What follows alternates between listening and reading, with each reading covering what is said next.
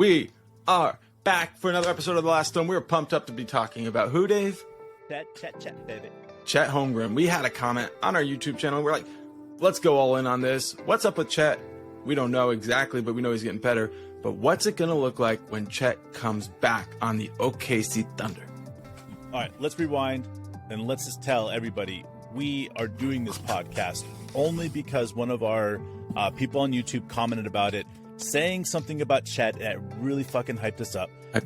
We decided at that moment, we're like, we need to do an episode solely focused on what Chet is going to look like in this organization and playing with this team in the future. So that's why Mark and I are here. We're going to talk about it, go through the offensive scheme, go through the defensive scheme, and just try to bring up as many pointers as we've been able to see from his years in Gonzaga, or his year in Gonzaga, his years in high school, his summer league this year.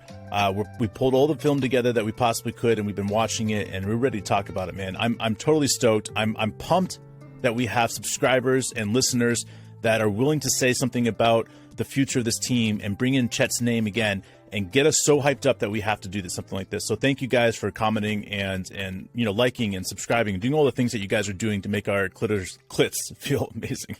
Boom, baby. You hit it, dude. But where I'm at, dude, we got to kind of go back and think about before we drafted Chet, how excited we were to have the opportunity to get a top 2 pick. How excited we were that when Chet was clearly aiming for the Thunder. Did you remember how excited we got when we got the number 2 pick and the first thing that both you and I said? Yeah. No. I was on Team Jabari for about 15 minutes because it took us an episode where I was like, that was legit, dude. I was like, no, I think Jabari, because I couldn't imagine Chet going number 2. I just couldn't. So I just was like, look, it's going to be Jabari, and I'm good with that. And over time, I started getting into the film, but when we first got the number 2 pick, I was leaning, I wanted Jabari. It turns out, he was not even, it ended up, he was my 5th option, right? After a little bit of time. Sure. But here's the deal about Chet, right? Summer League was so exciting, so fucking impactful, right? We started to see some glimpses, but then we were like, okay, he gets hurt, and we're like, now we can't be thinking about what it's going to be like with him this year. What's this team going to be able to do without him? And we started thinking about the other rookies who would have opportunities, the other people. One thing we didn't know was Poku was a beast. It had happened, and we had seen glimpses, but he came in this year, and he's asserted himself. So my main question for you right now is, how do Poku and Chet fit side by side? Well, I think, and this is something that I've been going back and forth with a lot, because there's a lot of questions out there with the thin towers and different things like that people are saying. I have stood by, and I will still stand by, my comment about that 5th starting position, okay? That 5th starting position, in my opinion, is going to be that 4 spot, that J-Dub, that Poku, that J-Will, that JRE spot. That is going to be one of those positions that are going to constantly be changing, because it's going to change with who we're playing. And it's as simple as that. Second thing is that we all know that the Thunder like to go easy and take things slow. Chet's not going to be going out there in the first half of the season averaging 30 minutes a game. He's just not. We're going to protect his legs. We're going to make sure he's okay. And then as time goes on, we increase his minutes. So there's always room for Poku in there during that time, because we know that Poku can play 25 minutes. What? Do you think they'll both start? I think games, yes, they will. When the matchup's there, yes. Okay. What you can ask what the matchup is? What will more about what type of situations do you think having them on the court together is the most benefit for them, and because I kind of feel like I know where Poku fits in on the offense, right, and the defense pretty well. But how does when they're on the court together, what does it look like to have them playing together? Is Chet back to the basket, or is he perimeter orientated? Because I feel like I know where Poku is going to go. Let's just be honest, guys. If you guys go look at Chet's moves, right, and you look at the way that he moves on the offensive side, right, if you think that his back's going to be back to the basket for any time at all other than when there's a massive mismatch, you just don't understand his game. Look at his moves. Look at his crossovers. Look at the crossover behind his back. Look at all the things that he does with the basketball that makes him look like a 6'4" guard. Okay? he is not going to be in that position. He is going to be out on that wing. He's going to look for that mismatch. And what he does so well is he drives to the hole incredibly fucking hard. Okay. If you're sitting here saying, how in the world is he going to fit into our offensive scheme? Listen, I said before, the system is designed around Chet is drive, pass, drive hard, pass, go to the basket and do your fadeaway jump shot. Listen, Chet's got it all. So when you put a ball in a 7'1", 7'2" hands like Chet's going to, and everybody's like, oh, Victor is going to be better than Chet. Well, listen, Victor is better than Chet right now because Chet's injured. And that's as simple as that can be. All right. Victor is a great player. And I hope he is really a phenomenal player. I hope I am wrong by my statement last time saying that he's massively overrated. I hope I am wrong. I hope that I eat my words, and I hope that he does incredible things over in the East, okay? But when I look at Chet and I see how polished his game is and I see what he can do, and then I start thinking about the way that we play defense and the way that we play offense, and I say, okay, now Chet's coming up there, right? And you have, let's just say, Josh Giddey bringing up the ball, okay? Josh Giddey, Shea, doesn't fucking matter who's bringing the ball up. They bring up the ball, and Chet is where? Where's Chet coming at? He's coming at the top of the key. He's the guy that's coming last. He's the guy, if he's not last, then he's coming over to the wing, okay? Or he's going into the step out, or he's going wherever the fucking mismatch is. And I think that's what's so powerful is when you have an offense that's designed to really help the offensive side of each of the players' strengths is key. So when you're looking at Chet and he's driving to the hole hard, and then all of a sudden he sees the flash of J-Dub coming through the lane, boom, wide open layup, wide open dunk, okay? It's the unselfish play that I look at with Chet that's so fucking unbelievable. That makes me say to everybody else that's watching is that we have Josh Giddey, playmaker. We have Shea, playmaker. We have Chet that is going to be a playmaker. And a playmaker is somebody that I believe that can average 20 points and 6 assists a game. That's as simple as that can be. And we have got 3 of those guys that I believe at this moment. Now, J-Dub is another person that I think that could be that 20 and 6 guy.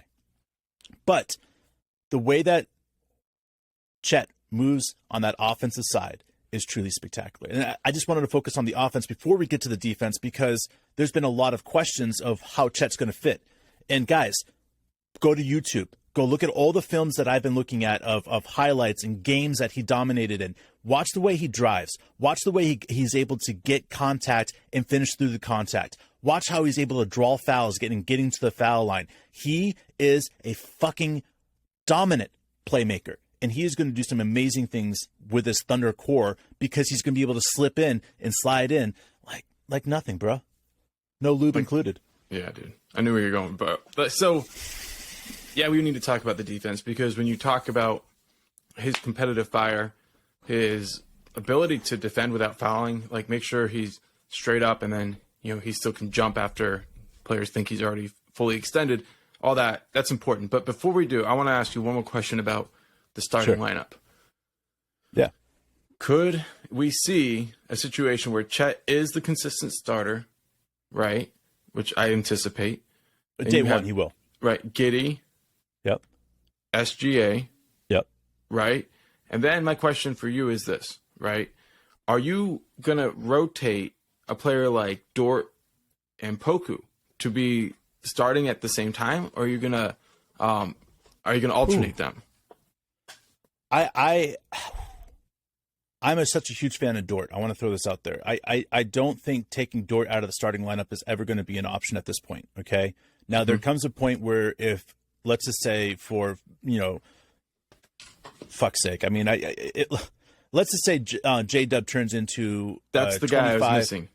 J-Dub, 25 and 7 guy, 25 and 6 guy. Let's say J-Dub does that, right? And Dort is still a lockdown defender averaging 15 points a game. Then at that point, I think that J-Dub would take over that starting position, but we're talking a couple years down the road. And then I don't think that Dort... We've noticed with Coach, like, he'll be willing to have a 12 or 13 or 14-man rotation, and even in a game, go 12 deep and see who's playing the best. So it's not totally out of the question to think that he might have 6 regular starters, which is not something we've ever seen before. I think it's going to be more 7 regular starters. Okay. Yeah, I do. I think that he's going to rotate between. There's going to be J-Dub, Poku, and JRE. Those are the three guys that if I was the coach and I'm saying I need to,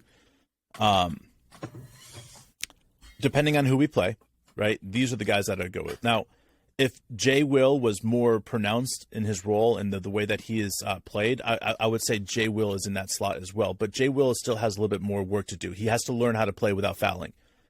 But I think there's going to be a 7-man rotation, 3 guys that are going to rotate in that starting position. And I think you're going to have your 4 regular starters: Dort, Shea, Giddey, and Chet. And Chet is going to start off playing under 20 minutes a game. Maybe 22 minutes. So you a game, think it's like that. an exchange between Poku and J-Dub?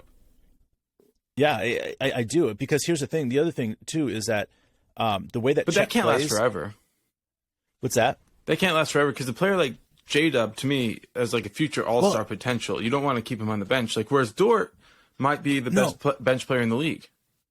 Well, and look at how J-Dub is taking over that legit starting 4 position. You know, him and Josh Giddey have really stepped up in that way, playing in the middle of the zone as well, which I don't think that's going to change. Even though Chet's going there, I don't think that they're all of a sudden going to take Chet and put him solely in the middle of that zone. I think it's going to be that matchup zone where it's going to be this player's going here, Chet follows him, you know, whoever is on that other side, you know, Giddey or J-Dub will fill in that middle spot. So, you know, to me, the way that we play defense and the way that we have – listen – I have scouted a lot of big men in my time on the defensive end. You know, it's something that to me, the defensive end is something that always has stood out to me because I was always an offensive player. And my older brother, Rob, he was a defensive player. He was known for shutting down players, had these long fucking crazy arms. Always made me jealous of his defense. So I was always like super on tune with defensive-minded people and understanding the way that they play. And the entire time I've been scouting players and watching players come up through the league in the rookies' years and stuff like that, I have never seen a player with a defensive capability and the foresight and the visionary that Chet is on the defensive end. Like, there has never been a player that I have seen that has that it factor so early in his life on that defensive impacted area. And I look at that, and if we were just talking about that, that would be enough for Chet to be what I would consider a star in the NBA. Just the defensive side, you know, because he can go in the top of the zone, he can go on the side of the zone, he can go in the middle of the zone, he could go and play man-to-man 1 through 4, or 5 through 2, maybe even on the 1-man if he has to for a short amount of time, not all game. But how many big guys at 7'1" do you think could do that? I mean, I don't know any of them. I've never known any player like that. And knowing that on the defensive impact idea of what he can do and bring to the table, that's where I start fucking drooling. Because look at our defense now. Look at how insane our defense has been in the last 7 games. Without a center. Right. Without 7-footer out there. Without somebody over even 6'9". Like, that's what's fucking insane to me. Insert 7'2" guy here. Boom. Right. Instantly one of the best defense players that has come out of college in the last 40 years. And as what long happens? As we don't have to give up. This team goes from a playoff team. What's that? As long as we don't end up having to give up our defensive schemes. Because of switchability. But you were going into playoffs, so sorry, it glitched, and I thought you were done, but finish what you're saying. You're good. The playoffs, man. All right? When we get these guys in the playoffs, if we go without Chet, which I believe we will, okay, and we're able to go out there and play at a high level in the playoffs, which, again, I think we will. I think there's an opportunity that we get to at least a second round in the playoffs because of the way we play. Okay, guys? I know. People are like, what the fuck is he saying? Okay, let's just say we go in as a 6 seed. All right? That means we're playing the 3 seed. This, out of any of the years in the NBA, this is the one year that I look at the NBA as being really fucking shifty in the West. Like, 2 teams make sense in the top of the West, but everybody else is fucked. So what happens if we end up playing Sacramento Kings in the first round? bro, Yeah. we're going to step on them, and we're going to make them rethink about whether or not basketball belongs in Sacramento. And I think that's what's going on, is that, to me, this team, if they can win without Chet, and then you insert a player like Chet's capability on the defensive end, all right, take out the 15 or 16 points he's going to average a game on the offensive end, and just look at the defensive end and the impact that he's going to have. And it's mind-boggling. Like, it's so beyond mind-boggling that you have to wonder if it's just an imaginary friend you're talking to, or if this is real fucking life. Like, our defense is going to be one of the legendary defenses of the NBA all time. Because that's how I feel. Watching this team without a true center out there, and then watching this team with Chet out there, it's going to be like, what, like, where are you going to score? Like, are we going to be holding the record in the modern day NBA for most games to hold their opponent under 100 points? And I would say, fuck yeah, we are. Yeah, I think what makes it all work versus a time where, like, you had a big man come in and then he was going to change the team is the team's already changed. And we can already see the way that it's a plug-and-play system where offense, we already know. We talked about it every episode. Get downhill, kick it out, get downhill, multiple paint touches. We know that Chet's going to be a beneficiary of the ball moving from side to side. If it was like, we're going to throw it to him and we're going to see what happens, that wouldn't be a good environment for him. But now we've got Giddey. Now we've got Shea. Now we've got Dort playing, crazy great. We got everybody playing great on defense. Now let's put him in and let's watch this whole thing be taken to the next level. But all while we're saying it, we're just like at a spot where tonight we play and we got a chance to get to 500 and we're tied for 10th with 4 other teams. So if we half a game out of being tied for 6th, it's this really, really awesome fucking time amazing, where we get bro. to notice it's good, it's getting better, and it's only going to get better later. Yeah, and I think that's, again, why when you have a player like Chet, and why it's so important to look at what Sam Presti said at the beginning of the year and saying that if you told me that I could have a player like Chet, but I just had to hold on 1 year, and I couldn't play him for that 1 year, and I would still get that player to play, would you say yes, or would you say draft somebody else? And what did he say? I would Chet take every Chet time, 100 baby. times. Yep. Every time. And that's where how we're we at. all feel. That's where we're all at. We're all bought in. And I know it's just not Mark and I just out here talking out of our asses about Chet. I know you all feel the same way about Chet. I know you guys get hard-ons like us about Chet saying, holy fuck, man, put this guy in there, it's over. Because look at what we've done in his last 7 games. We fucking dominated the NBA, and everybody, not just Thunder, everybody in the NBA, everybody in the media is fucking talking about them, man. Like, I can't even turn on Twitter without seeing 7 or 8 things about, the Thunder from, Wojciak and all these other fucking, Woj, whatever. For all these other people just saying the Thunder are playing out of their minds. They're doing stuff amazing. Like, you got to keep this on the roll. Like, and I come back to this, and I said this to Mark. I was like, a lot of this, I feel like when you have a city that believes and that's behind the players, it changes everything. And that's why, to us, you guys are all so fucking important, because you guys believe and we feel it. Every single fucking comment that we see on here, every fucking comment that we see, we comment on, we try to respond to, because we feel your passion. We understand your passion. We see your passion because we feel it and see it too. Mm-hmm. We're there with you guys. Man, there was a time when I was living in Denver where there's something called the Orange Crush. Now, it wasn't when I was there, but have you noticed one similarity with this recent run of games, bro? We're always wearing those orange uniforms. We're always wearing those orange uniforms. You know what else, bro? These people keep showing up. I think we're on a roll, and I think we know the source of all the good times. We got some dope-ass uniforms that are winning uniforms, and when I see us in those uniforms, I feel more confident. And when I see you guys showing up every day, I know the whole fucking world is turned on to the Thunder, and it gives us a hard-on. Man, and I want to give a huge shout-out. One of my favorite comments ever was yesterday. It really kind of got me kind of excited, man, because like what Mark and I do here, it's not for everybody. And we recognize that the language that we use and the perverted analogies that we use and shit like that, or I use. Mark is an angel. I try, but it doesn't happen as naturally. But the perverted, shit, it's not for everybody.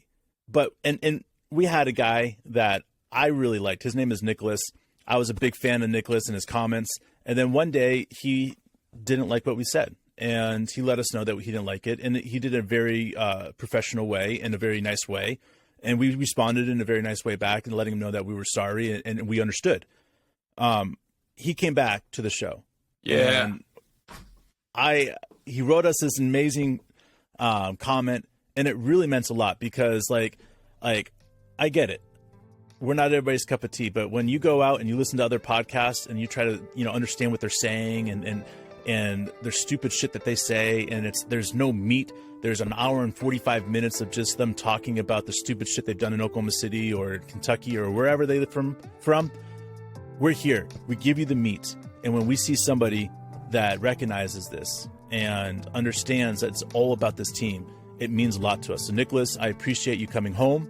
I appreciate the fact the prodigal son is back. We love you. And we hope that you guys continue to make us feel loved because listen, like I said, yesterday, 2 days ago, whatever it was that I told you guys, I've taken all snapshots of all the amazing things that you guys say. And I look at it daily because it means that much to me. And it's fun. It's amazing. Yeah, man. You make us hard, and in return, we hope to make you hard back. So we love you. Baby. And we will see you after this game. We're hoping for another win, baby. The Kings do not know what's about to hit them. It's about to be a 12-inch dong. We love you guys. We're about to show the Kings who are the true kings of the NBA. Thunder up, baby.